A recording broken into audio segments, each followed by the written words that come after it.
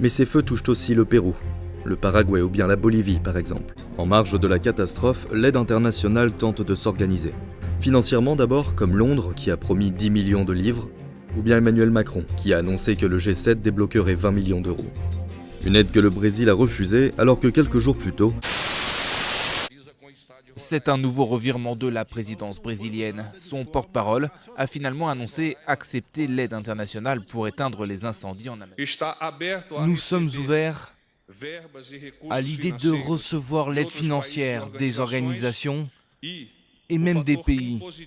Mais le point essentiel souligné par le président est que cette aide ne doit pas contrevenir à la souveraineté du Brésil et que la gestion de ces ressources soit sous notre contrôle.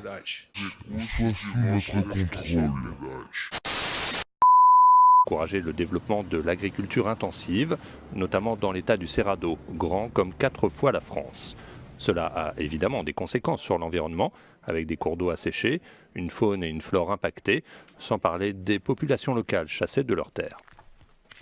Ceux d'entre nous qui étaient habitués à obtenir des matières premières du Cerrado, ceux qui étaient habitués à en retirer les fruits, ne peuvent plus.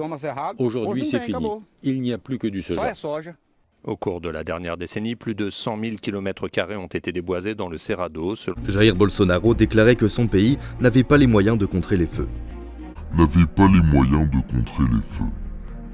Il se trouve qu'hier, il a considéré que c'était une bonne idée que son ministre, ça n'arrive jamais en France qu'un ministre de la République insulte quelques dirigeants que ce soit pour faire des insultes à mon endroit, et lui qu'il tienne des propos extraordinairement irrespectueux à l'égard de mon épouse. Que les Brésiliens, qui sont un grand peuple, ont un peu honte de voir ces comportements, et ils attendent, quand on est président, qu'on se comporte bien à l'égard des autres. Et comme j'ai beaucoup d'amitié et de respect pour le peuple brésilien, j'espère très rapidement qu'ils auront un président qui se comporte à la hauteur.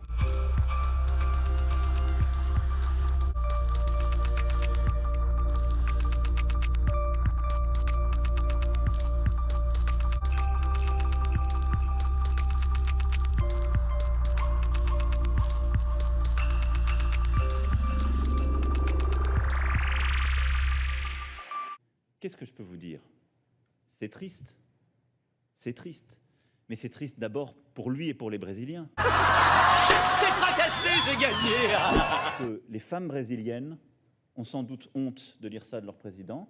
Je pense que les Brésiliens, qui sont un grand peuple, ont un peu honte de voir ces comportements, et ils attendent, quand on est président, qu'on se comporte bien à l'égard des autres. Et comme j'ai beaucoup d'amitié et de respect pour le peuple brésilien, j'espère très rapidement qu'ils auront un président qui se comporte à la hauteur. Les enfants de la patrie, le jour de gloire.